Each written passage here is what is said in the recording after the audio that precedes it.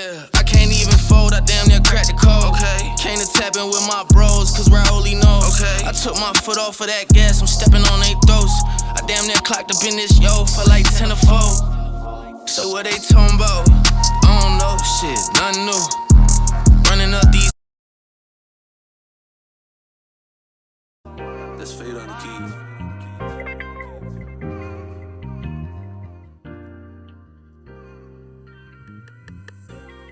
Niggas dying, falling stars through the night. And I've been thinking about you every night. If you happy, I know that I should be alright. Cause this tragic and I can't seem to decide. And I think I should leave. Should I leave it on? Should I try or I can't lie. I be wanting for the cry. But I'm caught up with these hoes, they gon' follow. Ballin' like a polo blocker. Every time I catch my feelings, lock 'em in a bottle. And you probably find my horse somewhere lost in Nevada. Don't know who I want, you the one I want. All right, everybody. We have a special guest today. We're going to do the intro, okay? Welcome to another episode of RaulyKnows. We are here at the Therapy Studio. Therapy Barber Studio. Before we start with the podcast, I would like to do a little brief introduction, okay? So today it's a little different than before. The guest I have on today, he's been, you might have seen him, cutting one of your favorite athletes, from Mikey Williams, Tyrese Halliburton, Amin Thompson, Anthony Edwards, Jalen Suggs, Jalen Green, and Las Vegas' very own Julian Strother. Everybody bring it up. Give it up for my guest today, Nelly the Barber. Hey, how's it going, guys? All right, so if you could just speak up to that mic right there, okay? I'm super excited to do the podcast today. I did some of my research. One thing I did fail to mention is my guest today has collectively over 50,000 followers, millions of likes on social media platforms, pumping out content daily. I know he's a busy man. I know this because I had to book an appointment just to get this podcast going. So I appreciate you for your time, bro. Got you, brother. Thank you so much. Busy man. How have you been? Bro, I've been good. I'm not gonna lie, bro. You gassing, bro. You make me sound I'm good. glazing. I'm glazing. Glazing, I got chill out. Chill. I think I want to meet this guy too. Yeah, right. Yeah. So I mean, you've been killing it, bro. And I appreciate it. Partly, I mean, obviously, you being a cool person, I feel like you are killing it in your lane. You are at your own personal studio. You pump content out like crazy, and you take your time on it, and you edit and all that. So I just kind of want to give you your flowers on that. Thank you, brother. I appreciate it, man. One thing before we start, getting to the nitty gritty, I want people to know a lot more about yourself. But who is Nelly the Barber? Who is Nelly the Barber? Yeah. Man, I still feel like I'm stuck in my garage, bro. Like a 16-year-old kid in my garage. And, some of my clients been calling me Unc right now. Oh, I don't know how I feel about that because I'm only 24. 24. But, there are times where I still feel like that kid in the garage cutting hair. And I kind of just look around and I'm like, damn, this shit kind of worked out. Yeah? Yeah. Yeah, I feel like I've been following you since you were 21. Yeah, bro. You weren't 21 yet. No. There's a funny story on that, too, because when you met me, it was at the barbershop, right. My first barbershop. And, I wasn't 21 yet. And, bro, everyone there, I feel like it was it was still, so taboo to me to, right. I don't know, drink alcohol or do right. anything. I mean, I would. I had right. my little fun. But when I got there, I was still really young. And I remember just going to, one of the barbers over there's birthday parties. I'm like, damn, am I allowed to be here? Oh, yeah. Yeah, no, I mean, because what was the age gap there? The closest one to me was my brother Jake. Oh, yeah, Jake. Yeah, and he was a year or two older than me. But besides that, I think the closest one to us was probably 5-6 years older. So, they felt like Unc to me. Right. Yeah, That's Unc. They old asses, man. Yeah, well, I mean, that's a kind of brief overview of how we met. Because every time I'd go to the barbershop, it would be once a week if I had something going on. if not twice a week. So I'd see him a lot. And on Fridays. Yeah, Fridays. Only cuties. Yeah, only cuties got the haircut. By the way, you see the shirt. You know, we'll get into that in a little bit. That's but clean, bro. I appreciate you, bro. So being that, you know, like I have a bunch of like questions. I don't want it to get like super structured. I do want to have a little bit of fun on the podcast here today. I do have a clip for you to watch and kind of like react to. Okay. We'll watch it together, and then after, just give me your honest opinion on it, or if it's true or false. But it's mostly satire, so it's nothing serious. Okay. Okay. All right, so we're gonna play the clip. Oh, is this Druski? Yeah. So I'm gonna have it here on the screen, and then we'll play it right here. You know, this crib nice. Appreciate it, man. I had to charge you extra for that. What's up, man? You got an appointment? You got to download my app. Yeah, either download my app or book an appointment online. I don't do walk-ins. Zeke, Jersey. Yeah. You know, I cut him. Oh, for real? Yeah, Zeke Elliott. What's the fuck? Yeah, he be trying to fly me out there every time. You know who I be cutting. Yup. Yeah, YB, Wham. All of them. Everybody. I don't tell people that. I don't like the flex. In here cutting one of y'all favorite rappers, always working. Don't just do Barber. Do more shit with Barber. Stay motivated and build more revenues. I told you about them little barbers. So you push it back right there. That's gonna cost you. First visit gonna be $1,500. Gonna bring you back for the next one, $750. The third date, I'm gonna bring you back on another appointment. Probably gonna do $500 on that one. Yeah, you know, it's just a side hustle. That shit's so extra, bro. Like, Yeah, bro. Shit. all right. So if people haven't seen this, you said you've seen it before, right? All right.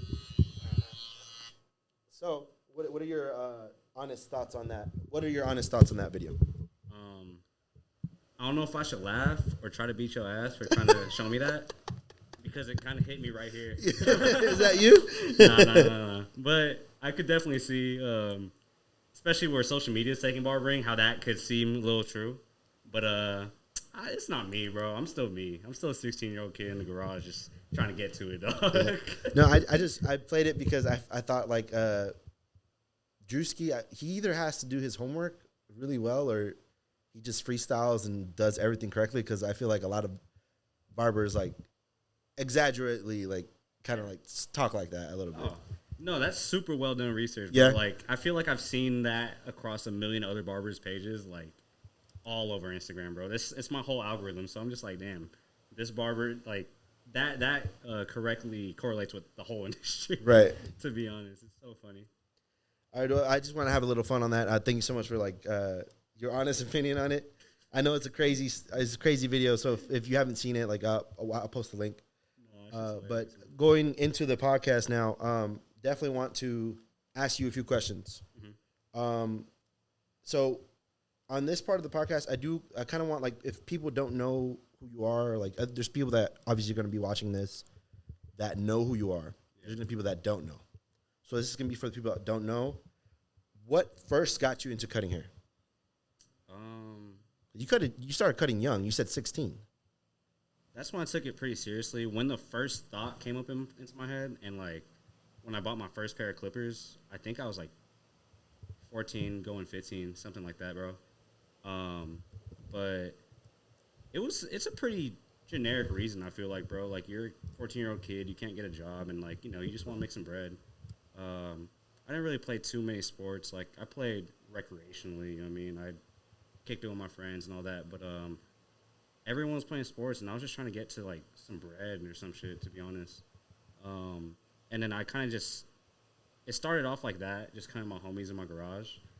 Really what triggered it was I wanted to buy my girl a Christmas present. I was 14 when my girl was just trying to get her a Christmas present, bro, and I was like, bro, I got to get to it somehow. I started cutting hair in the garage, started with the homies. Do you remember who your first ever haircut was? Yeah, I can show you.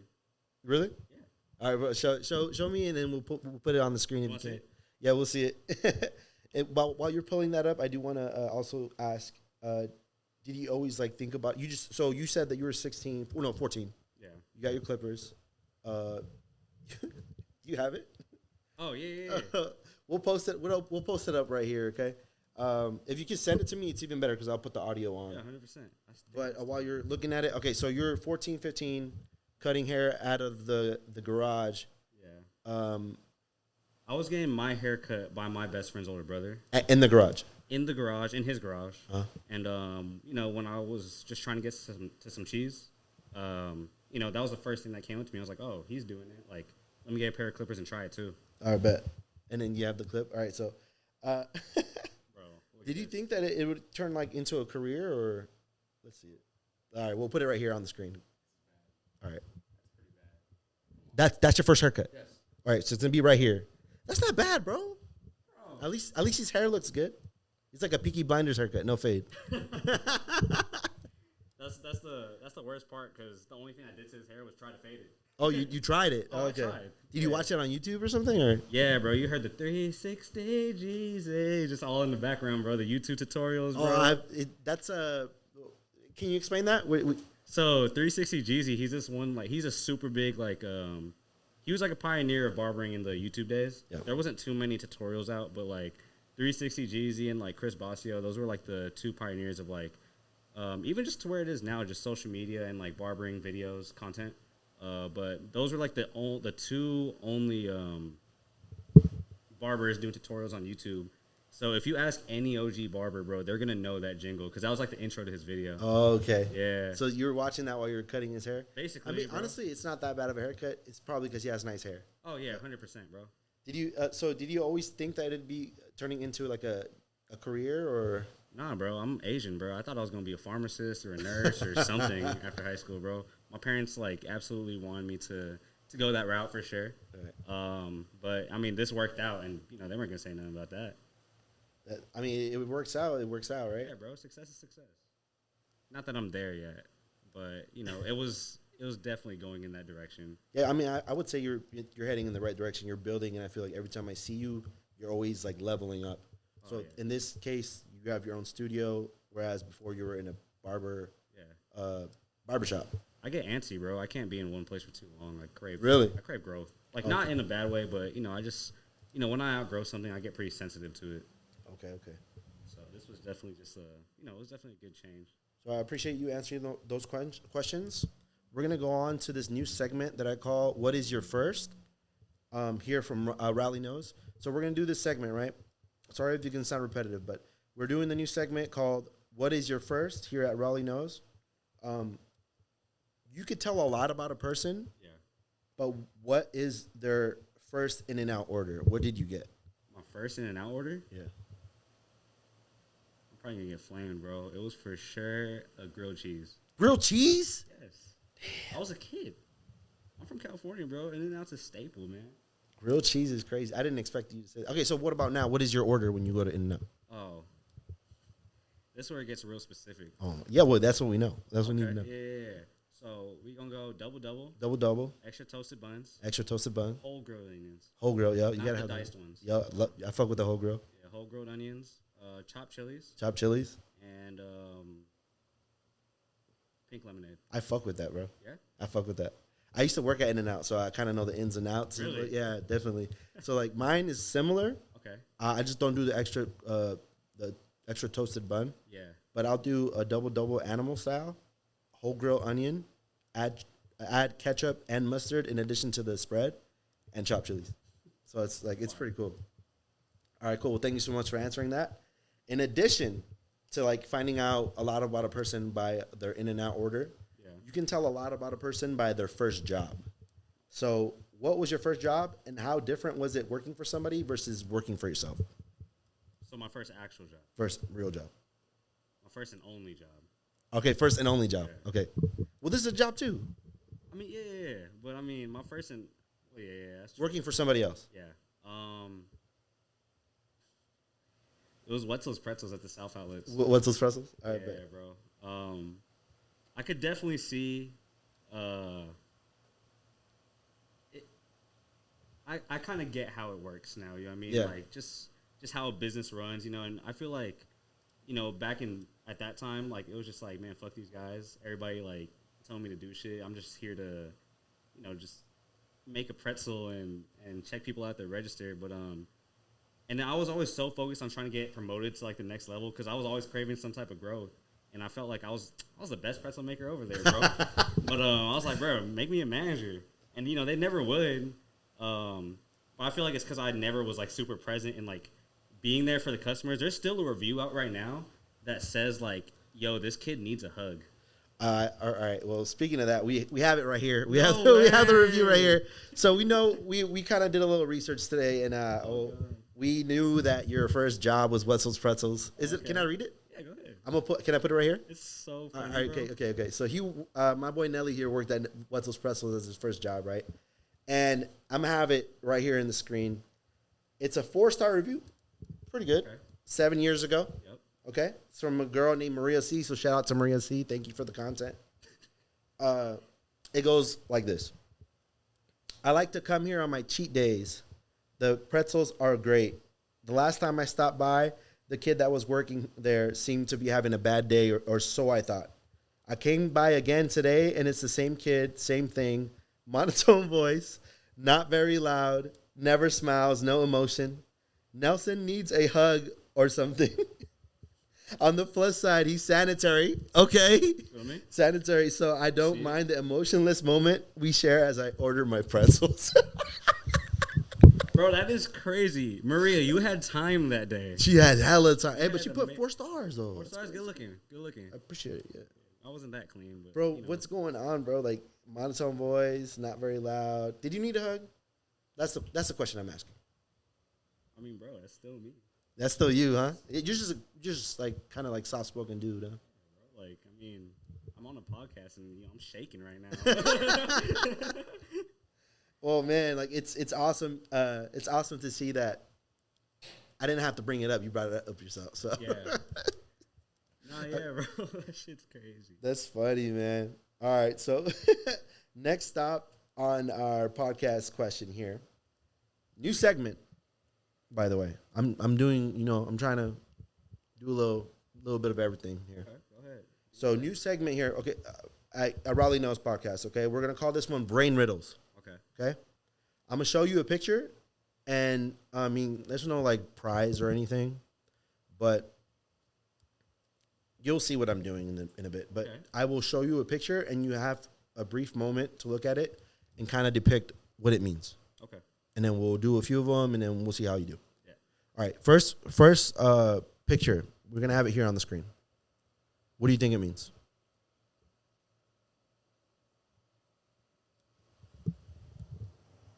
See, you got me thinking hard right now, bro. Don't think too hard. Million, bro. It just says million. Million, but 1 in a million. 1 in a million. There you go. There you go. Ding, ding, ding, ding. Hey, All that's right, hard, the huh? first one. All right, bet. So 1 in a million was that one. Now we have another one of our segment, Brain Riddles. What do you think this one says? I don't know. Stuck in a job.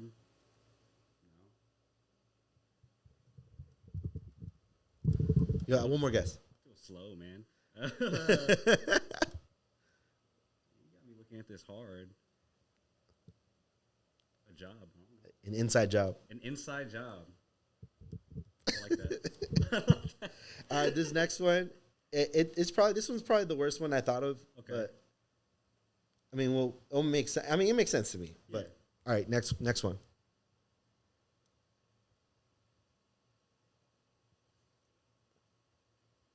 Fast. I don't know. Can you just like give me just one guess? Give you one guess. I don't know why I think it says fat shit. That shit. No. So it's gonna say the correct answer was break fast. Oh yeah, Breakfast. I'm slow, Okay. man. No, but it's all good. It's all good. I don't think I should have put like a terror in the middle to make it look like it was breaking. Yes. Yeah, I should have probably spent more time on that one. All right. So this next one, it's one of the last ones that we have. Eggs.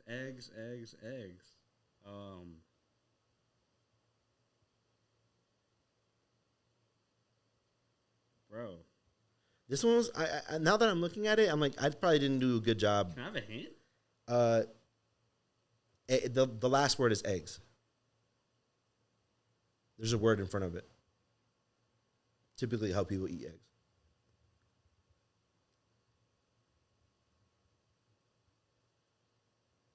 You got me on the spot, bro. You said what when you eat eggs? It's how people eat eggs. How people eat eggs? Eggs? I don't know. I'm from Vegas, man. Scrambled eggs. Scrambled It's eggs. all scrambled. Okay, yeah. I see. Okay. All right, so we're still on brain riddles. Okay. He's doing pretty good. I'm not gonna lie, he did pretty good. I'm doing terrible. All right, Don't lie to me, man. so we are on our last one. All right, so let's hope that Nelly gets his shit together and guesses this one right. Okay, so here on the new segment, Brain Riddles at RaulyKnows Podcast, we have this final brain riddle. I gotta get at least one. What does this mean? What does this mean? You're pressing me right now. What does it mean? I don't know. Teddy fingers. Teddy fingers. What is Teddy fingers? You gotta tell the crowd what's going on with Teddy fingers. How do you know this thing? You're worse than Nardwar. You're Nelly the Barber. We have to know. Hey, that's on point right there, bro. Oh my god.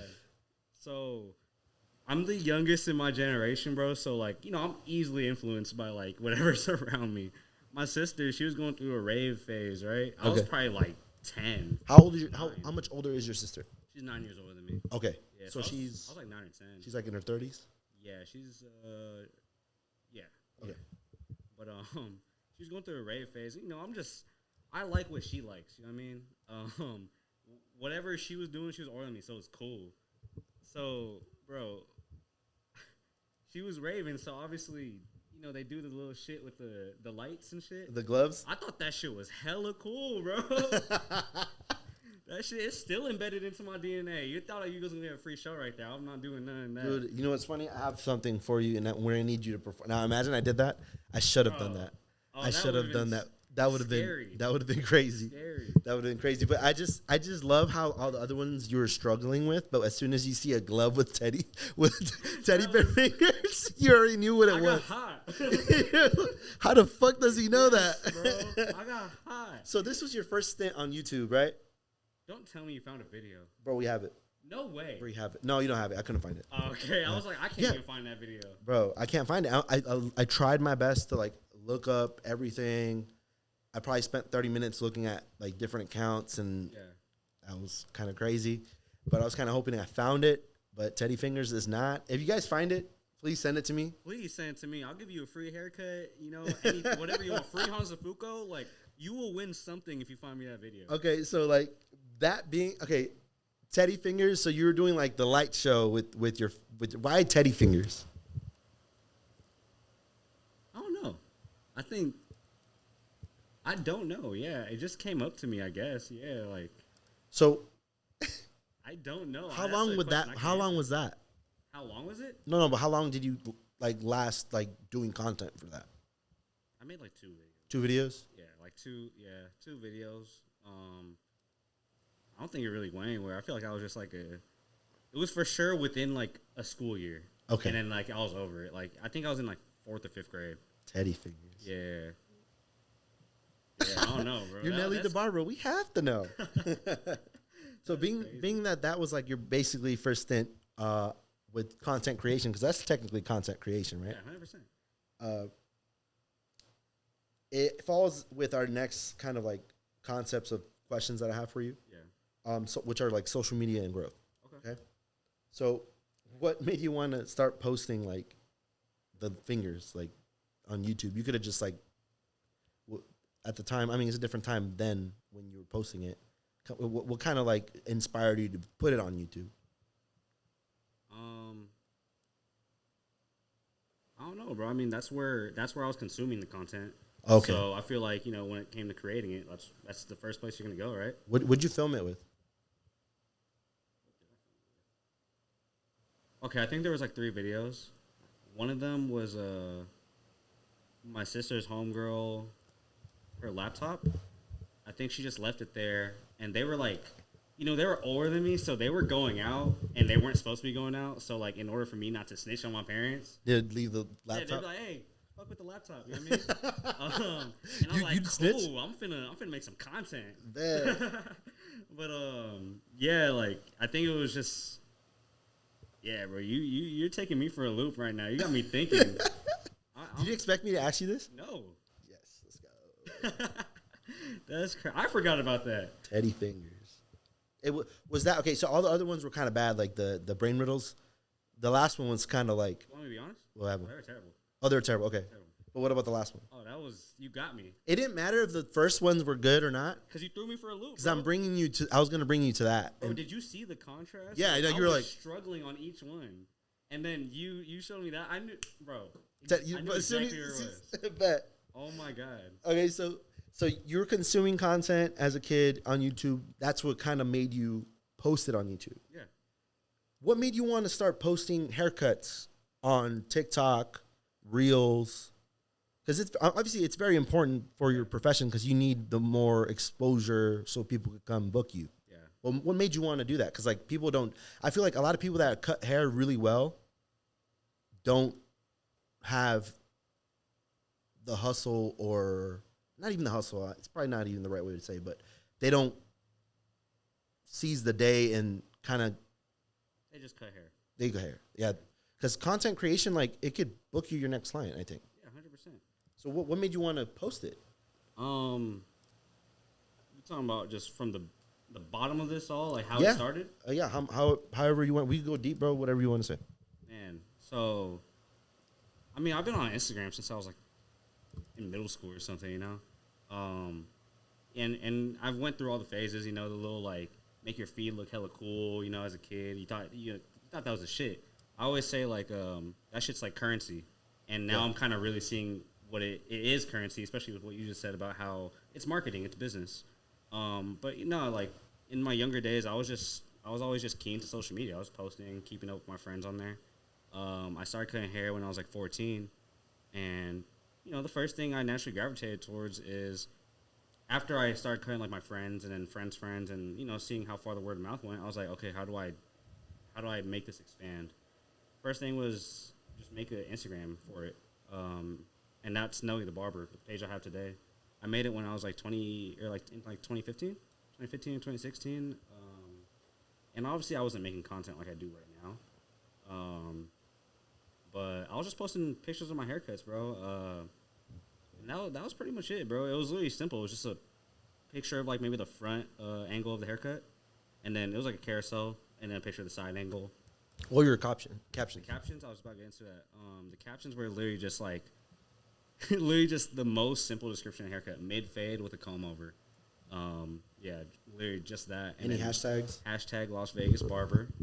And yeah, just anything along that line. Las Vegas Barber. Anything that told you where I was and what I do. Haircuts in Las Vegas. If you scroll all the way down to my page right now, like you'll see there's for sure older ones I've taken off, but like you're for sure gonna see videos from or pictures from the garage. But that's how I started doing that, and it was just me unknowingly marketing. You know what I mean? I was just honestly I just thought it was cool to have a business page, and then you know you rack up followers, and people are like, oh, how many followers you got? Like I was like, shit, like 500, you know, 1,000. I remember when I got to 1,000 though, it was actually overnight. It was from cutting like some. His name is Josh Christopher. He's in the league right now, but he was my first time cutting someone that was known because I used to watch him and a few other friends that they're friends now, but I used to watch them on like Overtime and like Balls Life and stuff. That got me to like from like 300 followers to 1,000 overnight, and I was like, oh shit, this is crazy.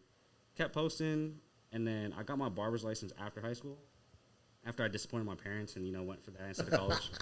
And the first person I met was Tough the Barber. Yeah. Great guy. I love that guy. How'd you meet him? How did I meet him? Same way you probably met him, bro, in the barbershop. Oh, you were already working at the shop? No, so I met him. So fast forward, that was like the beginning of my career, just beginning of Nelly the Barber. I started cutting hair, got decently good, posted on Instagram, and I feel like I gained like a real good organic following with little like spikes of growth here and there from cutting like someone well known or someone that had like a following on Instagram. And then graduated high school, and it just kept going, kept growing and growing and growing. And then I went to barber school right after high school and got my license. I was pretty established already. Like, all that growth in social media got me booked, like super, super booked, like 40 hours a week, cutting hair in my garage. So by the time I finished barber school, or by the time I finished high school, I was already fully booked. And then got my barber's license just so I could work in a shop. And then the first shop I went to was Rendezvous with Tuff, Alan, Swayze, Jake, and everybody. And then, yeah, I was just a product of my environment, to be honest, bro. I just saw what was going on around me and picked and chose what I liked. And one day Tuff was pretty big on social media. I've even known him since the garage. And I would always watch his content. So being next to him, I was like, what does this homie really do? You know what I mean? And I saw him kind of get to see like behind the scenes. Yeah, bro. And I what stopped me from making that kind of content at that point in my career, my young career as a barber, was like, I don't know how to make content. I don't know how to do what Tuff is doing, what I'm watching. And then I was like, there's no way he's, carrying a tripod around, moving his ring light around with him. When I went to go work with him, I was like, that was one of the things that was in the back of my head. Little to know that that's exactly what he was doing. He was taking the extra, 30, 40 minutes, whatever it added to a haircut, and just putting in that, that extra labor to just move the camera around while he's cutting, servicing his client. And I just started doing it one day on TikTok. And then one day it turned into, okay, I posted yesterday. Let me post again today. Making a video day by day. And I was like, let me get to 30 days. And it just didn't stop. It didn't stop after that. And the content just kept getting better. What I was posting was what I was getting back on my feed. So my algorithm like slowly started to change into barber content. Definitely like a lot smaller than what it is now. I feel like barbers are exactly like that Druski video. But no, I was just getting like a lot of good barber content, and it was just, like simple ASMR videos or like videos of like the step-by-step of a haircut, but like just music over it. And that's all I was doing. And, just stacking days and being consistent. I just grew organically. And yeah, now I'm still in that same phase, bro. I'm still like just learning, consuming and learning. That's awesome, man. I like I said, like you were there. I don't know. I was there the first day that they opened the shop. Okay. And I just remember you always being there. I believe so. Yes. So you were always there. So like little by little, just seeing you, just be like a very quiet guy. I would say what's up to you every time I was coming in. I was shy. But little by little, so one day I see you had a ring light. The next day I saw your camera. And then little by little I saw you like recording, and I followed you, and then I started seeing your posts. And like you said earlier, it was improving slightly, like it was going up. It was like the content was getting better. You were getting better at editing. I got to see that all like in real time, because like I said, bro, I'm at a barbershop. How many times a month do you go? Like if you're like trying to look fresh all the time, like I was going there once a week, twice a week, and I was seeing the growth. I would see you, and then you're going crazy, and now you're going even crazier. But like growing, bro. Yeah, it's growing, bro. And like, man, I know you said earlier I'm glazing, bro, but like it's just super cool to see somebody that you saw as a very quiet person, not thinking they like, because you don't see what people become. You just say hi to them and let them be. But like just seeing what you became, it's amazing, bro. Like you're dope as fuck. You do dope shit. Thank you, bro. Your content's amazing. It's crazy because you're glazing, but like it's crazy that you're saying that, because like I still feel like, I just said I was just stacking video day by day by day. No one does that though. In that cycle though. That's like, hard to do. I still feel like I'm in that exact person we were just talking about. Like I know it's been like 3-4 years since I started that, but like I still feel like I'm just trying. Right. I'm still figuring it out. You know what I mean? But yeah, just stacking day by day, 1% better every day is something Tuff would always tell me, and it's just stuck with me ever since. Yeah, the thing that kind of like the quote I'm looking for is like the difference between ordinary and extraordinary is extra. So you saying just posting something once a day for 30 days, there's so many people that wouldn't do that. 100%. And it's kind of like I make content as well, and I probably annoy the fuck out of people that follow me, but it's just what I need to do for me to grow. But like posting that every day, and not every video is a fucking smacker. Like it's not gonna kill it every time. No, 100%. Like it's you're posting to stay consistent. Obviously, you're not putting bullshit out there, and you're putting. How long does it take for you to edit one of those videos, including film time and everything? So say like I just had a haircut, right? Right. And I filmed it, and I didn't have nobody afterwards, so I sat here and Yeah, I would see you on your you had iPad, right? yeah. But to be honest, bro, like just that process, like it takes a while because like bro, I cut like long days. Yeah. So I have an hour appointment, and then I try not to run behind. But if I start pulling the camera out and like just fucking with it, the angles and stuff, it definitely adds me like 10, 15 minutes to my haircut. So there are a lot of days where I fall behind in my services. Thank you to my clients for supporting me still, but I get off late every now and then, or I get off late, bro. There's times where I get off at like 10 p.m. and I don't edit content. I can't, and then I'm kind of just taking my time to like decompress. So honestly, I could give you a million different answers on how long it takes me to make a video, and they're simple, bro. I might be overthinking, I might be overcomplicating it, but like the brand that I'm trying to build, I have my standard. You know what I mean? You can see you'll see a bunch of barbers tell you like, oh, you're doing too much just for marketing, but like, bro, like I want my stuff to look a certain way. So in a picture perfect environment, if I was to just sit here after a haircut, film time included, haircut included, editing, to get on the gram, it's probably like a 2.5 hour thing. People don't see that though, but they see that you post it. Yeah. So like to me, like it's just I see it, bro, because I create content and like it take my head hurts sometimes because I'm focusing too much or like my eyes start to hurt. I'm unk, so like I'm getting a little older, dude. Like my eyes start hurting when I'm editing these videos. I'm 31, bro. Yeah, bro. Like,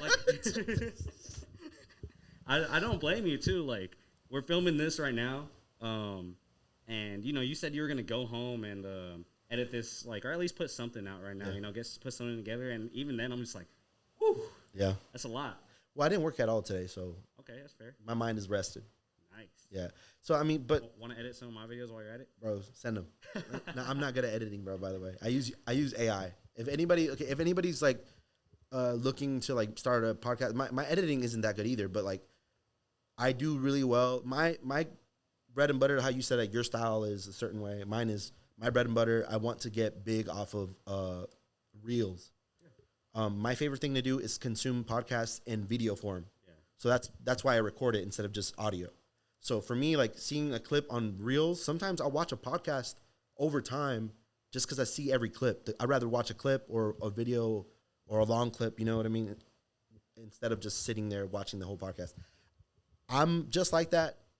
Other people, it's amazing.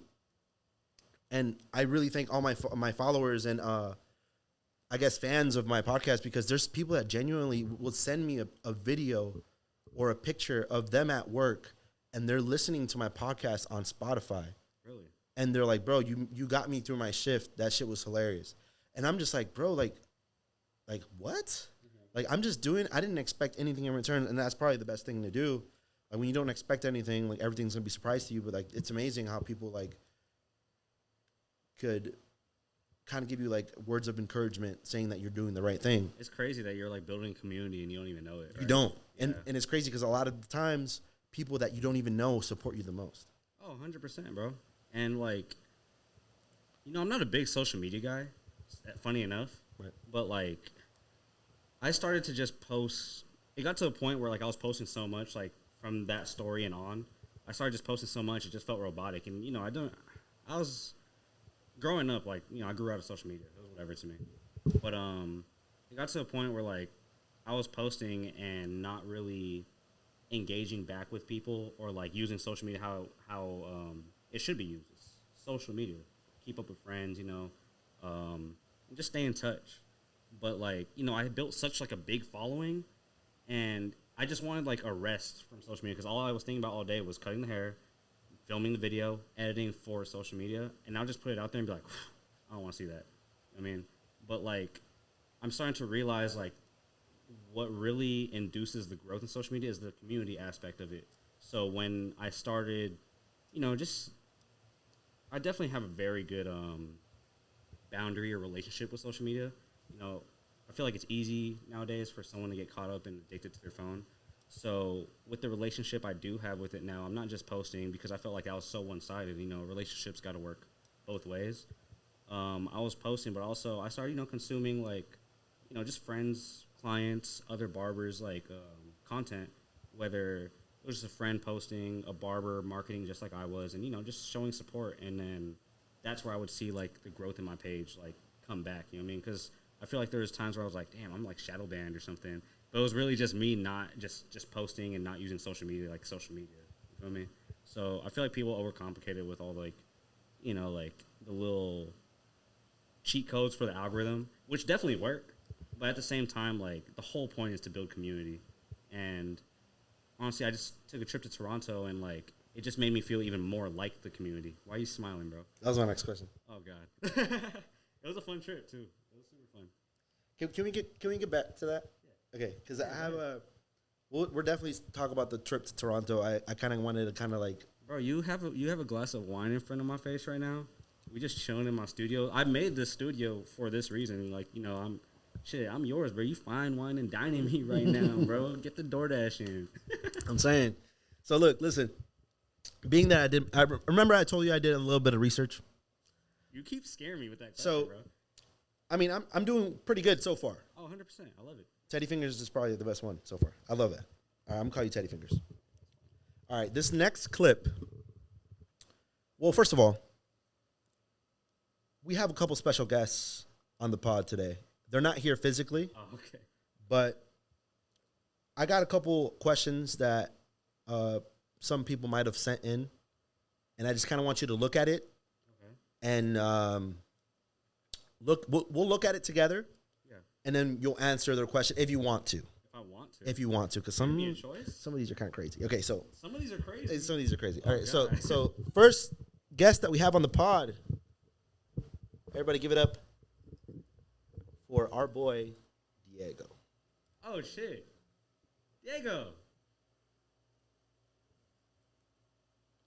Hey, Brad, when did you give up the... And if anybody knows Diego, he's a very soft-spoken dude. So. All right, ready? Everybody give it up. Shout out to Diego. Hey, Brad, when did you give up the hoop dreams and decide to switch to barber? Did you want me to answer that? Yeah, if you want to. If you want to. So this is Diego clip. If anybody doesn't know who Diego is, who's Diego? Diego, I've known him since middle school. We were never super close, but, Vegas is small. Yeah. So from middle school and on, we always ran in the same circle. But he started cutting hair after high school. Me and him are both the same age. He started cutting hair after high school. I told him to come to rendezvous with us, and yeah, bro, our relationship grew ever since. All right, so why would he didn't give me the backstory of why he said that, but believe me, okay, backstory. I did my research, right? Mm-hmm. I got some people to ask you stuff. There's going to be, probably people you expect. Okay. Send some stuff in. But trust me when I tell you that a lot of the people, everybody but Alan, I have Alan on the asking you a question. I kind of ruined it. Fuck. Oh, you're good. But everybody that I asked to ask you a question, yeah. When I got there and I asked them to think of something, I sat there probably as long as an hour because they couldn't give me a question. Are you serious? And they're like, "Oh, I know this person for so long. It's like I know everything about them." Huh? This was like your experience with each of these people that you asked? Allegedly. Yeah. So like I don't want to ruin I freaking spoiled. Shoot, bro. Yeah, Shoot. So they were I'm like, "Bro, just give me a question." They're like, "No, but I already know everything about him." I'm like, it doesn't have to be something that you want to know. Like it could just be something that you want him to answer. Yeah. And that's when Diego hit me with the we'll play it again. Yeah. We'll play it again. Hey, Brad, when did you give up the hoop dreams and decide to switch to barber? What do you mean by that? I mean, bro, I'm 5'4", bro. Like I can't hoop. Hold that thought. Okay. So on the next guess, on the next question that we have, the last statement you said, what, you're 5'4"? Yeah, bro. All right, bro. The next question that we have here is from my barber. Shout out to my barber, man. Love you, bro. No way. I know exactly what he's gonna ask. It's from my barber, Alan, aka 5'5". What's up, Nelly? Hey, man, I just had a question for you, bro. At what age did you realize that you stopped growing? For me, it was like around 8th, 9th grade, bro. I knew it was a wrap for me. But, you know, I appreciate you putting on for the short kings, man. Much love. Oh, God. So, hoop dreams. So, yeah, they kind of correlate now, you know what I mean? So, the same time I stopped, you know, like, taking hoops seriously was the same time I realized I was 5'4", bro. You were and done. that was it, yeah. When did you stop growing? I don't know, bro. Probably, like, High school. yeah, like sophomore year. But it's funny because I have this core memory in my head. I don't know if Juju remembers this, bro. I'm sure he doesn't. He's played so much hoop in his life. I was hooping. Like, I was a PE hooper. You know, I was nice with it. And then, you know, like, Julian, like, he doesn't really hoop or, like, do anything during PE because, you know, he's part of the team. So He does that after school. Yeah, he's kicking it, you know. He decides to hoop with us one day. Boom, just sends my shit into the stands, bro. Into the stands, bro. I thought I was clean with it. You know, I had my little 1-2, my little euro going on. And I was like, oh, I definitely got that leg. Just sends my shit into the stands, bro. I don't know if he remembers this or not. I hope he comments down below. But, bro, like, you sent my ass to the barbershop, bro. Damn. I was supposed to go to the league, bro. I don't know if y'all know that. So Juju is the reason why you gave up the hoop dreams. Bro, I can't be good at everything, bro. I have to give him something. Hey, I fuck with that answer, bro. I fuck with that answer. Like So you do. being that these two questions kind of correlated, let's go back to that statement that you said earlier about you just coming back from Toronto. Yeah. Okay? So you went to Toronto to attend a workshop, correct? Yeah. Okay, it's a workshop. And if it's something else, please correct me. Yeah, it was a look and learn, a workshop, whatever you want to call it. What is the name of the workshop? And how important was that trip? And what was the biggest takeaway from going to that, attending that workshop?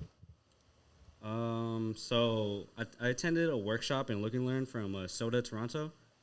Just another like barbershop. I found them through my community on Instagram. Shout out to Lucio, Chris, and Sean. Sean is actually not with Soda, but he just educated with them. He's actually from London, and he flew out there to teach us those three.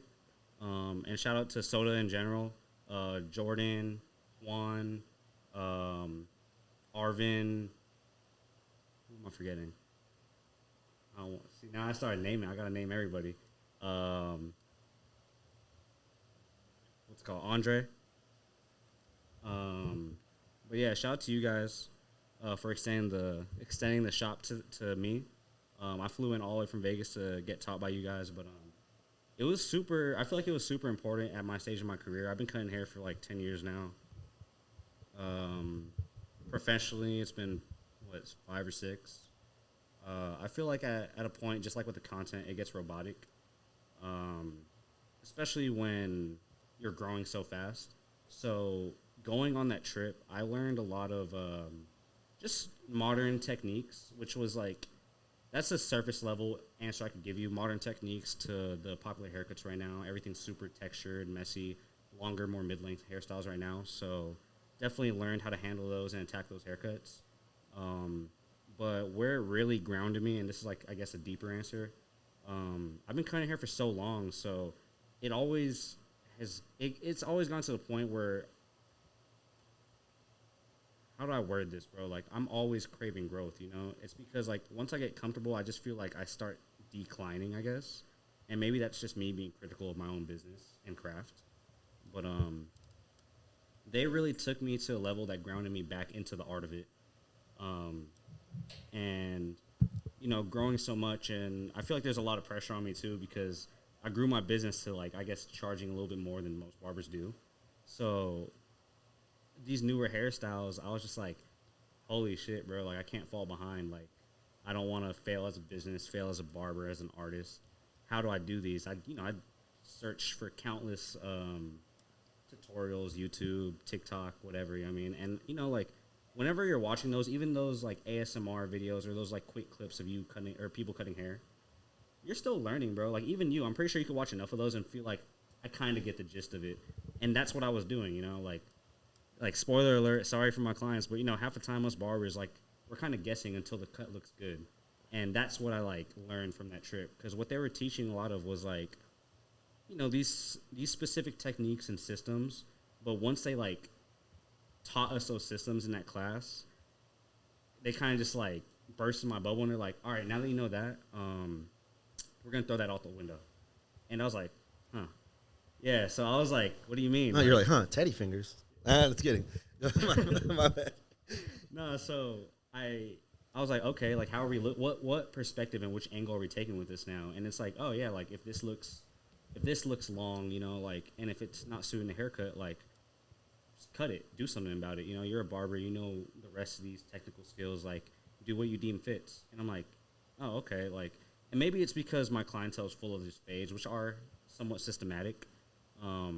It really just made me take like a step back and be like, damn, this is art. So like, it doesn't matter what steps you take to the approach you have with a haircut or how you get to a haircut. But as long as your client likes it in the end and loves it, and you're obviously happy with it, then there's nothing right or wrong with how you got there. And I feel like that was more than art. And that was more than just like with haircuts. It made me take a step back and just look at life, I don't know if I just smoked too much weed, like, but I was just like, that's true. Like, scaling, growing my business so far and, just growing in life, like super, super fast. I was just like, being 24, I was like, that's true. Like, nothing I'm doing is right or wrong. It's just, I'm just going through the ways, feeling it out and correcting and analyzing as I go.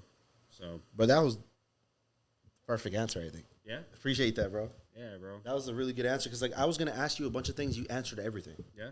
And I feel like before we get, like, unserious for a little bit, I feel like it's dope as fuck that how you are, you're a barber, you would say, like, professional at what you do. Yeah. You still took the time to educate yourself on something. A lot of people don't do that. And then I feel like that's what elevates you being able to charge what you want because which is what you know. Yeah. And you going out your way to fly to another country to attend this probably like it's really dope workshop says a lot more about you as a professional and a business owner. And it just like, to me, it's just like, it's dope how people care so much about it that they are open to just like trying to learn more, even if it's how many miles away? I don't know a lot. Yeah. a lot of another country away. Yeah, it's a whole country away.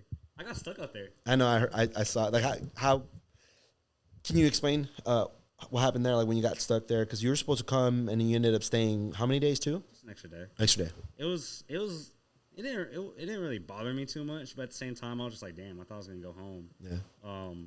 So Air Canada was on strike. And they you posted it. You're like, damn, y'all decided to be on strike when I'm trying to come up with. No. But I got there through Air Canada, and that was fine. I learned about the strike like right before I left, and luckily I got there. They actually lost my bags too, bro. This was a crazy trip. Now that I think of it. Wait, did you get them back? Yeah, I got them back the same day I landed. Okay. But they lost my bags getting there, and that was just like that was a quick little like, okay, this is how this trip's gonna go. Yeah. I made the most of it. It was cool. I had my, I kicked it around the city. Met the guys at Soda and the workshop, networked out. It was a fun trip. But then on my way back, so Air Canada does end up canceling my flight back. And, I'm just like, I want to go home today. I buy another airline ticket later in the day. Go to the airport, check my bags in. I check my clipper bag in. And everything's going smooth until, like, you're boarding, right? So they're calling people for, like, to check your passports up. They're calling them up to the desk before you guys board. And then I'm like, cool, like, we're about to go in. They call my name up. I'm like, I swear I went through this. I'm like, I think it's customs or whatever. I swear I already went through this, but all right. Had my passport out. And they're like, sir, your bag is buzzing. And I was like, okay, like. Oh, it was it's buzzing. Clipper. Yeah. It's like making weird noises and it's buzzing. And I was like, oh, yeah, it's like a clipper. I'm a barber. And, like, I know how shit like that goes in the airport. So I'm like, look, I'm a barber. I mean, I show them, like, a couple clips, yada, yada. And I'm like, look, you guys could turn it off or, you guys could open it up, turn it off. Or I could go down there, turn it off for you, whatever. And I didn't think it was a big deal. So she's on the phone with, like, the luggage people. And they're just like, yeah, nah, we can't. And I was like, what do you mean? And she goes, yeah, we're going to have to escort you out. What? And I was like, what? I was like, bro, I swear it's a clipper. Like, what do you think it is? Like a bomb or something, bro? Like, you think it's some crazy? And they escort me out.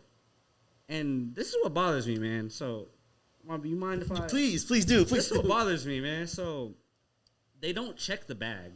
Like, they don't check if it's a clipper or whatever, right? And they're just like, I'm going to have to escort you out. They don't even escort me out fully out the airport, but they escort me to baggage claim. And they just say, like, yeah, your bags are going to be out. And I'm like, oh, okay. So, I'm chilling there, low-key, like, just sick as fuck. Talking to the homie Anthony on the phone. Like, because, so this is a reach, bro. My boy, he's worked with Drake before, so I'm like, hey, bro, you think you could get him to... Yeah, bro. Imagine that. You get him to send OVO to me, bro. Yeah. OVO jet. But I'm talking to him, and I just see my bags go on the carousel, the baggage claims carousel. And I'm just like, okay. And I open it up. The clipper's still going, right? So it's like, why did y'all kick me off the plane? Why did y'all kick me off the plane if you guys weren't going to check the bag? And I thought it, and like, I'm sure it's because they thought it was dangerous. They didn't check the bag, but they also gave me the bag right back inside the airport. So I was like, bro, like, y'all could have just sent me, like... When you asked them to, Yeah, like, I could have just turned it off or something, but it's like, the clipper's still on. That means y'all didn't check it. So I'm like, this could be some crazy shit, you know what I mean? And y'all just gave me the bag right back in the airport. So I was like, man. But, Porter, I'm going to drop the name. Porter, if you could give me, like, a free flight or something, that would be nice. That would be real nice. Him, too. I want to bring him to Toronto. Yeah, let's go. Speaking of Toronto, bro, me and you kind of, like, had a little, like, conversation based on the Toronto accent. Here at RaulyKnows, we have Nelly on the podcast. Can you give us your best Toronto accent, please? My best Toronto accent? Man, last night, fam, was... I can't even do it, bro. All right, we'll post your clip. Can I post your clip? Yeah, go ahead. I will post the clip here, and I want you guys to kind of understand, because, like, it's I think it's satire, bro, the way they talk. Oh, yeah, 100%. They're like, tutu's my word, Crody. Tutu, you're acting like a gerb. Like a gerb, bro. You're sick to my stomach, fam. I feel like it's not really like an accent, but like they do be extending some words. Yeah. And like I found myself like doing that like for a little bit when I came back. Yeah. And my clients are like, "Why are you talking like that?" And I'm like what? Like what? Like what, Crody? Yeah, like what, fam? Like. Yeah, no, but that clip, we're gonna post it right here, and you guys can kind of see what we're talking about. It's kind of it's funny. It's funny. Day 3 in Toronto. Man, them told me hit King Street. I said, say less, fam. Vibes were proper still. What are you saying, fam? Day 4 in Toronto. Trying to catch a 1-2 bubble. But low key, man, they're moving 2 desks. I wasn't even trying to look too big still. I'm finna forward back to... Okay, so being that we do have one final guest, and then I'll kind of explain what guest I missed out on, but which leads me to this last special guest that we have on the podcast today, okay? So I'm going to play the clip down here. I'll post it on the video there. Boss man. And we'll go from there, all right? So we'll post the clip. And then audio right here. Hey, I've been working with you for pretty much a whole licensed career. My question for you is, how come you never take a break to eat lunch? Oh, damn. You heard me? Oh, damn, that's a good one. That's a good one, man. So before you answer that, I fucked up, bro. It might have been the wine. I was supposed to ask you, what are your 5 best places to eat at? And you're not just you. Like, what are your 5 best places to eat? Like, what are your favorite 5 places to eat? Mm-hmm. And I was gonna follow up with, okay, well, you don't eat, so you're lying. So like, you don't take. You know what? What did he say? Let's listen to it one more time, bro.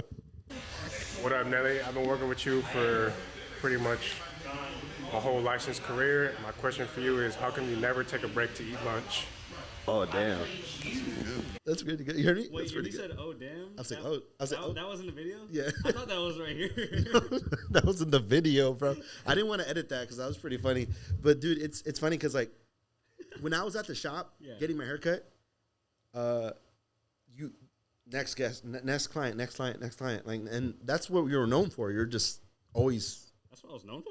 Like no, like you're booked the whole day. Oh yeah. So that's a good question because remember what I said earlier when I said I showed up to the place allegedly and I asked a person and it took them forever to think of a question to ask you. Mm-hmm.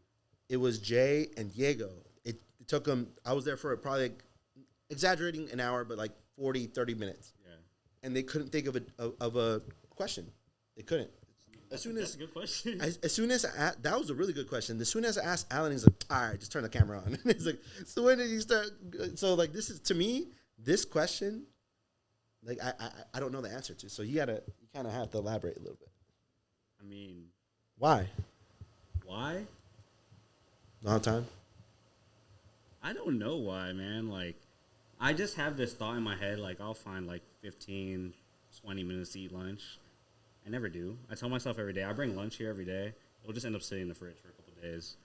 And, like, I don't know. I just be so busy, bro. Like, I feel like it's just a missed opportunity. Like, I have clients that, like, I have clients that regularly take my 8 a.m.s on Saturdays, every other Saturday, you know what I mean? And it's the same way that I have clients that regularly take my 1 p.m. On a Wednesday. You feel me? Where, like, ideally someone would have lunch. But... You know, I've built relationships with all these clients, so like I kind of understand their lifestyles. You know, everyone's lifestyle is different. So just because like I'm supposed to be on lunchtime doesn't mean you are. You know what I mean? Right. We 100%. Live in a city where the industry is like it's nightlife. So you got motherfuckers come in and you're like, what are you doing up so early? Like I go to the gym at 4 a.m., bro. There's some people up at 4 a.m. and on their stories is just them partying. Yeah. And I'm like, damn, I'm up for a whole different reason right now. So, like, I kind of give people their grace when they say, like, yeah, this is, like, the only time, you know, I'm here on my lunch getting a haircut or, you know, it's the only time I could find, you know. Because I get how hard it is. Like, I be super busy. I need to schedule out time. I schedule out times for when I need to take a shit, bro. So, it's just, like, you know, I don't want to butt into other people's schedules. And I feel like that's just a people pleaser in me. I know it's something that, it's something I got to kick, you know what I mean? Because... I always live by the saying, like, how are you going to fill, like, someone else's glass if you're not full? But that's why I take everything else that I do, whether it's the gym or, like, my fitness, my diet, my work-life balance. I take it pretty seriously, you know, outside of that. But, you know, it's just one of those things I'm willing to sacrifice for my clients. Fair. That's a great answer, bro. When he asked that on camera, you hear it. Like I'm like, oh damn, that's a good question. Yeah. And he asked. So me, you like, knew, like it was like that. He asked me. He's like, well, I asked him. I was like, yo, that's true. He's like, yeah, bro. Like, he doesn't take a break. He doesn't eat. Yeah. So, let's piggyback off of that. What are your top 5 places to eat? I was supposed to ask that first, bro. But let's go off of that. Nelly the Barber's top 5 places to eat here at RaulyKnows. I'm a big foodie, bro. Well, I'm about to give you some generic ass answers. Top 5 places to eat doesn't mean like the 5 fanciest, like whatever. So Korean barbecue. Korean barbecue. It's always, you know, easy answer. Super casual. Seafood boils. Seafood boils. Yeah, seafood boils. I'm a big burger guy. In-N-Out. We talked about In-N-Out. That's quick, reliable. You know, consistent. Yeah. When in doubt, In-N-Out. You know, that's what we used to say at the barbershop. There you go. Yeah. Want to go a little fancier on them? Is it fancy? Yeah, it's a nice little vibe. Have you been to Guest House? Guest House. I fuck with Guest House. I love Guest House. If you ever go there, ask for my boy Brad. Oh, Brad? Okay. Dope dude. Bro, as soon as it opened, it's a funny thing. So a lot of my old coworkers work there now. Yeah, but it's like, it looks like it was like built by the industry for just like. Yeah, but it's not even on a casino. It's fucking dope. But dude, as soon as they opened, in a month span, I was there 4 times. I think that the first time I went there, within that first month too, I was there for at least 3 times. Yeah, it was great. I mean, I'm saying this now. No, it's not a sponsored post or anything, but Guest House it's pretty good, man. Like it's fairly priced. It's not easy accessible. It makes me feel bougie. Yeah. But it's The it's food really is not. great. It's The cool. worker, shout out to Paco, shout out to Jose, shout out to Alejandro Guzman, Brad. my boy Brad. Brad. Man, Guest House smacks. Okay, so Guest House, In and Out, seafood boil, Korean barbecue. What is Nelly's final best places to eat? Or favorite places to eat? Top places to eat? Whatever my girl makes. No, I'm saying imagine had a preset, a preset. Well, I'm actually glad that you brought we ended that with that because I was going to say you brought it up earlier, and I also saw one of your TikToks of you mentioned, and forgive me if I butcher the actual question, or the statement, but in the statement it says your partner you have a partner that supports you, and then there's a clip of you guys building the studio together. Yeah. That shelf right there. Yeah. So she was helping with all the Hansafuku on it. Oh, she helped you build that? Yeah. That's awesome, bro. Yeah, it was her idea. She told me I had to showcase Hansafuku and all the other products I use. So I was like, yeah, that would be clean. And it was like a white IKEA shelf, and we made it kind of flush with the wall. And you painted it the same, huh? Yeah, like that concrete. Well, that's awesome. Yeah. That's dope. So my question is how important is for you? You said that you work a lot. You're always either editing or with your clients, and you have all the way till 10 p.m. days, and you just want to go home and unwind. How important is it to have a very supportive partner? And just how important is it to have a very supportive partner? Super, bro. How'd you guys meet, by the way? We started talking and I guess dating, whatever you want to call it when you're this little. When we were she was in 8th grade and I was in 7th grade. That's when we first met on a band trip in Disneyland. So I met her at Disney. I like to tell people I met her at Disneyland. That's tight. Yeah, but so I think that was 2014. I'm sorry, babe. It was 2014, and yeah, bro, we definitely grew together, grew apart, grew back together, all sideways, whichever way. And I feel like that's kind of that explains the whole complexity and dynamic of just a good relationship and love, because we're growing in so many different ways individually. And I tell people all the time that I'm a barber, bro. I hear everything. Right. So, I hear guys just talking about how their stuff is going. And, the one thing I've always applauded me and Hannah for was always just letting each other be. You know what I mean? Letting each other grow in whichever ways we go, whether, whether we felt detached at times or, we're super, super, this. But she's allowed me enough space to, still feel loved and heard, but also at the same time handle what I feel like I need to handle, which is this growing this business and watering my plants. And she's there every step of the way through it. Whether it's whether it's actually physically being here building a shelf, or just being at home making sure the stuff I don't get to is done. Making sure I have something to eat, even though sometimes I don't eat it. She's always taking care of me, making sure that I'm, she knows how important it is for me to function for the clients, for the audience on social media. And, sometimes I don't fill my own cups and she's there to fill it for me. So, apply. Wait, hold on. Let me. Oh, you have that? Yeah. Damn, bro. I didn't mean that one. My bad. Yeah. Shout out to her, man. Yeah, and you kind of told me, but I did kind of ask her if she could give me some inside scoops on you, but I'm scared. Yeah. So there's just one story. I hope she didn't tell you. She probably did. She probably did though. Nah, she's fine. I told her tell her whatever. Yeah. So, yeah. I mean, I'm glad she's there to help you out, and you guys built this Hansafuku shelf there. Yeah. Speaking of Hansafuku, Yeah. Nellythebarber, Hansafuku, what relationship is that? What code can they use to purchase it? Why Hansafuku? Okay, first of all, I want to say this isn't a cash grab. I feel like I'm on social media so much. Someone's always trying to sell something to me, but I genuinely have the greatest relationship with this brand, or history with this brand because like when I started cutting hair in the garage,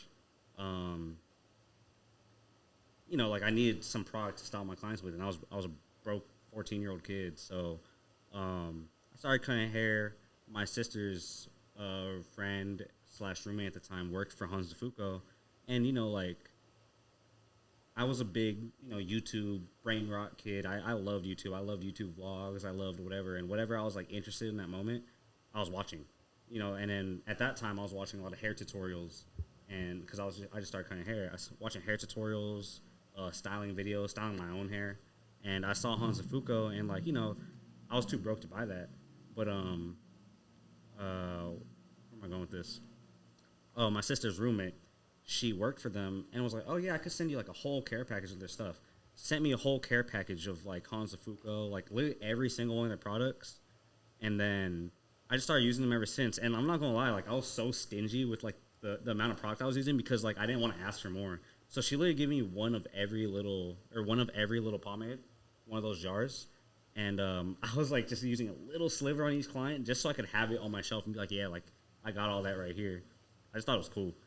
All my clients were like, are you sponsored by them? I'm like, nah, like, you know, like I got this for you guys. But I was using them for so long, and you know, it just turned into a habit after I lost that plug, or like I don't know if she stopped working for them. I just didn't want to ask for more. I ended up, you know, making some money, and every time I would need product, just buy Hans DeFuco. And then fast forward, that was like 2016-ish, you know, really young in my career. Fast forward when I was in the shop, you know, actually making some money, I was still buying and using Hans DeFuco on my clients, and I started making content. And then they hit me up, and you know, I started working with them. So now we have like an affiliate code for you guys to use. Code Nelly20 will get you 20% off, and it's a genuine product. Like it's genuinely a product that like I like love because I've grown with it throughout the years. And I'm pretty sure you're gonna pull up that video. No, okay. I should have. What video are you talking about? So there's this like old video. Like I was in video production, and I feel like that's another. I was in video production in high school, and I feel like that's another reason why like content was always like a thing for me, because I always watched YouTube. When I was like a junior in high school, I took video production. I thought it was cool, but one of those school projects was like, I think they told us to make like a commercial for something, or like a fake commercial, and I used it as an opportunity to like advertise me cutting hair to the school. And you know, like I have my little network in high school, so all the homies in the morning announcements were like, hey bro, can you play this? So I got the grade, it was good. And then I think it was like student council teacher, she also did the announcements, or the video production teacher, she did the morning announcements. And I was like, hey, like I was subliminally planning in her head because I knew I was gonna do an ad for myself. I was like, hey, whoever has the best like assignment, you should put it on the announcements. My shit was clean. Yeah? It was clean. I You posted did it yourself, start to finish? No, I outsourced, bro. Oh. No, I'm playing. I did it myself with a couple of help from, like, some friends.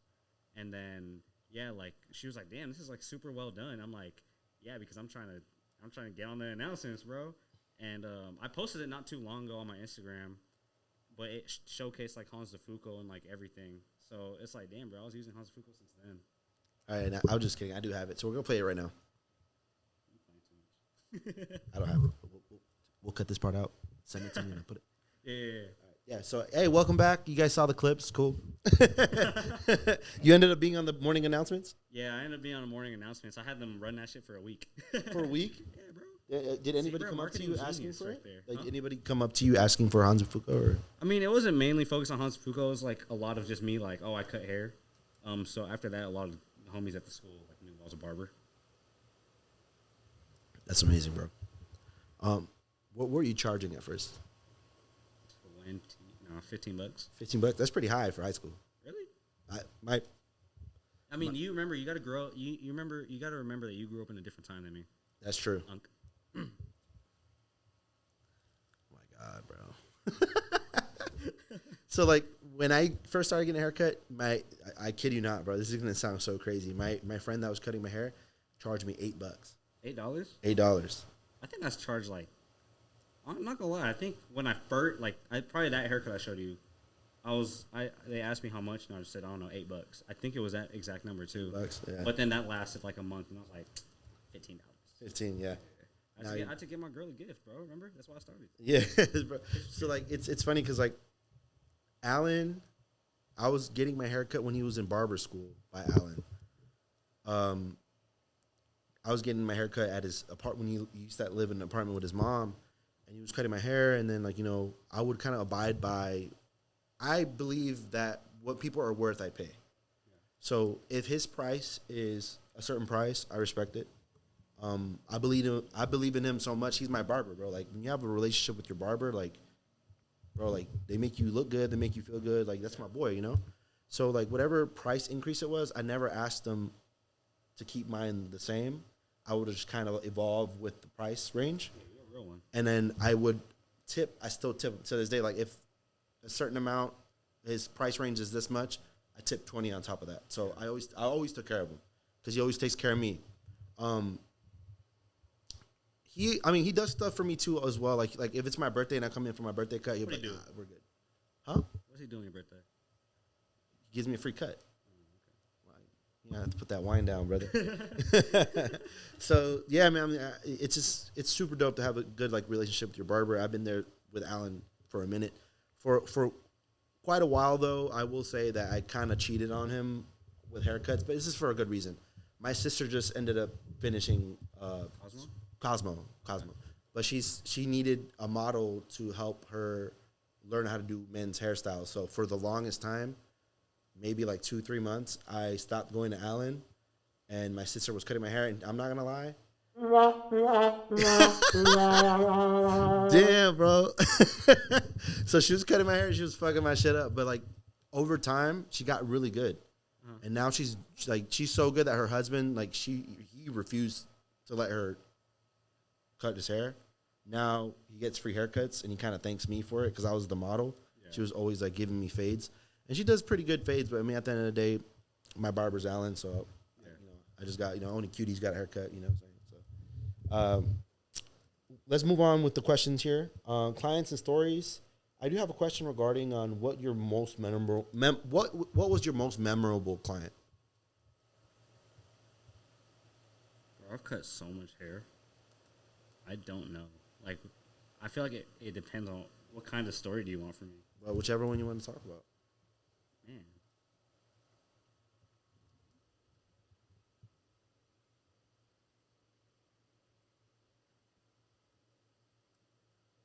Or how about this? What was your worst haircut? Probably the one you showed me? Yeah. Have you ever fucked up really bad? No. I feel like as a barber or like someone trying to be a barber, like I honestly don't feel like there's like any such thing as like fucking up. Like unless you like sneeze and like go like that. You know what I mean? But like for the most part, like I feel like as long as you're always trying to get like better, and that means even if you do sneeze during a haircut and you're like, oh shit, like you're gonna have to do something to fix it before you let your client off the chair. Like I'm not gonna let my client off the chair with like last feeling like, yeah, bro, like my bad, like we gonna have to wait till next time. Like I'm always gonna like, even if I start sweating, like I'm gonna have to figure something out. You know what I mean? So worst haircut, it's for sure that one, the first one, because I just feel like I've gotten better each haircut ever since, even to this day. Like I just told you, I went to a class. Like I'm always trying to get better. So yeah. That's cool. Is that a shitty answer? I'm sorry. No, I mean I just kind of it's not a shitty answer because like you answered it, but like I was kind of hoping to be, oh, bro, one time I cut this guy's hair, fucked this shit up, he tried fighting me or some shit like that. I mean, I've seen clients like kind of like trip out on a barber that they've never gone to before. But I guess when you have your clientele, you always have the same clientele, don't you? It's always growing, bro. I feel like that's why I said it's so hard for me to pick like a favorite memory because like I'm always constantly making new memories with my clients. And every time you guys come in the chair, it's just like, it's always a brand new experience, and I'm just trying to soak it all up because, you know, like, realistically, and, like, I feel like from a business standpoint, you're never really going to have, like, 50% of the clients you have right now within the next year, so I'm just trying to soak up whatever I have in front of me, just being present with my clients, but I've definitely had a lot of good memories. What was your first TikTok haircut? Somebody that came to you from TikTok. TikTok haircut? See, bro, like, holy shit, I posted so much, cut so much hair. Oh, is the one that you just like remember the most, like, well, because like I'm pretty sure that before, like, you were always on like the app, right? Or you were getting haircuts through the app, or like how does that work? Because like in my mind, the way it works is that somebody saw your clip online, they saw your information, and then just hit you up. Like, hey, can I book you? I mean, I feel like I always had like a good, like, what do you call it? Like the whole experience from watching my video to like pressing my page to wanting to book. I feel like I throw it right in front of you because like I make sure my link is like known. So like I don't think it ever started with like anybody like DMing me and being like, can I get a haircut? But like there was definitely a time where I started to realize and get clients like book with me. And then like I'm like I would always ask like, how would you find me? And then, you know, like probably somewhere around like early to mid 2022, yeah, probably early to mid 2022, like there was probably just like for sure a month where I was just like, where'd you find me? And like, oh, TikTok. And like I was always booked, but then I started to realize like, oh, this whole month is booked with like new faces, you know what I mean? And then I asked like a few people, and it was just like, yeah, bro, I found you on social media. And I was like, oh, what I'm doing. And this is what I mean by I'm so like tunnel vision. Like I'm just sitting there trying to cut the hair, please, or make the client like, you know, like satisfied. You were gonna say some sus shit. I know you were gonna say some sus shit. Go ahead. I'm just focused on giving good haircut, making sure the client's like happy and satisfied with their haircut, and at the time filming and editing the videos that like I didn't really realize like people were actually coming from these videos. But once I did, it kind of like clicked. That's when I was just like, oh shit, what I'm doing is working. But like I was never out there chasing results. At that point, it was kind of just fun. You know, I was just posting videos and yeah, just making engaging content. It just felt brand new to me. Like I said, at that point, I was already cutting hair for like 5-6 years. So like adding the social media to it was just like, oh, this is like fresh. You know what I mean? Like I just wanted to get good at it. And then yeah, I guess it just started to work. Who cuts your hair? Diego usually. Honestly, I'm not picky, bro. Like I go to whoever. I had my client cut me the other week. Really? Here? Yeah. That's awesome. He said he wanted to start cutting hair. Or he said he started cutting hair. He was like younger in it, and I was like, yeah, bro, I used to be that kid. Cut me right now. For real? Yeah. So he cut my hair, and it was good. Yeah, awesome. I do have a question regarding the fact that I know we brought him up a couple times in the intro, and then you brought him up on your hoop dreams being demolished. Julian Strother, Juju. I went to high school a long time ago. 2012, I graduated. I'm really good friends with his big sister, Paige. Oh, yeah. The last guest I tried getting on at a video was Julian, but he's too busy, man. So I couldn't get him on. But shout out to Paige. Thank you so much for taking the time to like ask him. And she's so sweet, bro. Like she could have been like, nah, like no, like.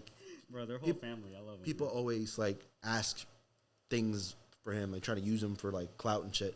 I was just like, hey, like I think it'd be really cool, like if we could get Julian to send him a video, ask him a question how they did here, and then she's like, oh, I think that's a great idea. We all love Nelly, so she was all for it. Yeah, shout out to Paige. So she was all for it, and she asked him, and then she said that you never got around to it, but I still appreciate it. I just wanted to give a shout out to Paige. Thank you so much for that. Yeah. But being that we're talking about Julian Strother, you guys went to high school together? Yeah. Okay. How's that relationship? How do you guys meet? And like, I would say you're his barber, right? Yeah. Yeah. So, how'd you guys meet? I hope. We for sure met in high school, but I know we went to like middle school and stuff together. I remember my first initial like interaction with him was like in the. Why I make this sound not sus? It was in the PE locker room. Yeah, I don't know how you make that sus. It was the PE locker room, and I was just. We had lockers right next to each other, and I was just like, hey, bro, who cuts your hair? You know, I feel like that's how I got a lot of clients, and you know, I obviously knew who he was. You're already cutting at that point? Yeah, I was probably like a year in. That's where I built my confidence. I was like, okay, let me ask someone like I feel like would be more particular with their hair, Julian, you know. And yeah, I think he came and booked, or he DM'd me on Snapchat or Snapchatted me, and asked me when I could come cut, or when he could come and get a haircut. And yeah, bro, ever since then he was just coming to my garage like every game day he would get a haircut right before, and we'd always joke like, "Hey, bro, like get 40 tonight, get 50 tonight." Yeah. Yeah, and shit, he damn near would. It's crazy because like I think I was looking back at your content before, and I do see that the pictures of you on in the garage. What's that noise? I don't know what that noise is. Anyway, but there was multiple NBA players that were in that garage. Am I bugging? Pretty sure. Yeah. Okay, like how does that work? Like you How just does that work? like how did that work? Like you just they hit you up like, oh, I'm cutting out of my garage, and they'd be like, yeah, fuck it, like they'll pull up. Yeah, I mean, like I feel like every NBA player I had at that time, or at least like, you know, I was a big fan of basketball, so I'd watch like overtime and all that stuff. I feel like everyone that I knew that ended up like DMing me, they were all around my age, you know, whether it was like a high school kid that had some clout because the ball is life, or like some like rookie or like young player in the NBA hit me up. All through the network Julian helped me build. They're all around like my age, you know what I mean? Like they're like anywhere from like 16 to like 21 years old. So I feel like they knew what it was, bro. Like I'm just a kid trying to go get it, and you know, same way, like that's where they were in their journey. They're just, you know, trying to make it, you know what I mean? So I'm pretty sure they didn't really think nothing of it. For instance, like I think Halliburton came to me before he got drafted. So he was training out here with Impact Sports Center or some shit. Yeah, he was training out here with Impact, and he found me just through another person that got cut by me at Impact. And yeah, bro, just building relationships on top of that, you know, as a barber, that you're just doing that naturally. Did you know who he was when he came to you, or who Tyrese was? Yeah. No. He found me through my boy Josh Green, and I knew him because he was on like Overtime Balls Life and stuff. He DM'd me and he literally said, you know, I found you through Josh at Impact, like I need a cut, and that was that. I didn't really know who he was, but you know, I just thought it was cool. It was another client. It was another person in that like field or industry, and you know, I was a fan of it, so I was like, all right, cool, come through, built a relationship with him. I noticed that you posted that you like an annual cut, so like for a couple years straight, like you would cut his hair a couple times. Yeah. So that was pre-draft. He was living here for maybe like 6 months. I was cutting his hair regularly, and then, you know, after that he got drafted. But you know, during the summer he'd be here for summer league, or just, you know, just being in Vegas every summer. So I'd see he'd stop by, show some love every now and then. Backtracking a little bit, I remember you posted that you were also at Julian's draft party. Yeah. How was that whole experience? Like knowing somebody that like went to the league. How was that? Man, it felt like a team win. You know what I mean? Like, you know, Julian, like, super down to earth dude, and you know, that kid just worked his ass off. So, you know, every time, like I said, like I just told you about our interactions. Every time he'd get a haircut, it was for game day. So like, you know, it's just seeing how dedicated he was, like ever since I met him, and just seeing where it led him to be. And you know, to this day, like you said right now, he's busy, bro. Like, you know, I don't get to talk to him every day, but you know, I just know that he's still the same hungry kid. So I feel like that's something that, you know, really helped our relationship grow, and like we had something in common right there, because I was cutting hair, he was doing hooping. So that's awesome, bro. Thank you so much for taking the time, man. And my last question, I mean, I have a couple more. Is there anything that you want to share with us before we get to the last couple questions? Okay, look, so this is the question, and then you can answer it surface level or get kind of deep into it. But Nelly the Barber, I'm here with Nelly the Barber at the RaulyKnows Podcast. Just looking at yourself from an outside perspective, what are you proud of Nelly the Barber of? Like, what are you the most proud of Nelly the Barber? I'm just proud that I never really get complacent and comfortable. And the moment I do, like, something has to change. You know, I was doing fine at the barbershop I was with. I just opened this private studio, and I was doing perfectly fine, but just felt the need to grow and move. And then I did it, and I remember the first week I was in here, I was like, holy shit, like, damn, I really did that. But, you know, it's just that the fact that I know that I'm not going to back out of it, even if I have a holy shit moment. I'm just going to have to make whatever work. So, yeah, bro, I think that's it. All right, thank you so much for joining us, man. Use code Nelly20. Yeah, code Nelly20 on hansafuko.com. Get yourself the best hair product on the market. Book if you want to book with Nelly, you can find him at Nelly the Barber on Instagram, Nelly the Barber on TikTok. Nelly the Barber on Instagram, Nelly the Barber on TikTok, YouTube, nellythebarber.booksy.com, and you'll be able to download the app and book me from there. All right, you can DM me. You can DM me. I'm not that Hollywood, bro. It's not that hard to find me. There's one more thing. One more thing we have to do. Okay. We're gonna do kind of like a giveaway. We're gonna open a pack, and if whatever we pull, we're gonna give it out to a follower or a viewer. But the only thing is that they have to be following both pages. So Nelly at Nelly the Barber or the studio. You want the studio or you want the Nelly the Barber's me, bro. Now, so if you have to be following Nelly the Barber and RaulyKnows on Instagram, we're gonna pull a basketball pack, and if whatever it is, it could be the most expensive card, whatever it is, it's gonna go to a viewer. So tune in. We're about to do that right now. Okay. I don't know nothing about sports cards. I don't know either, bro. I just know that a lot of people are really into them, and yeah. So what we're doing again, we're gonna do a giveaway. Whatever we pull, we're gonna be giving to a viewer. They have to be following at Nelly the Barber on Instagram, as well as at RaulyKnows on Instagram. So let's get to pulling.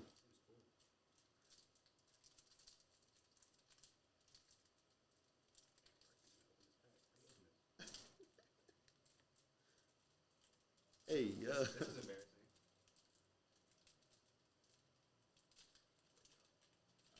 And I don't know the proper way to open these, so we're just gonna open them and then we'll see what we get. What do we have? Cam Thomas. All right. Dope. LeBron James. You pull the LeBron card? LeBron. Yep. Keon Johnson. That boy Jalen Green. I cut him before. Oh yeah, you did. Did I mention that? I don't know. Ayo. Ayo.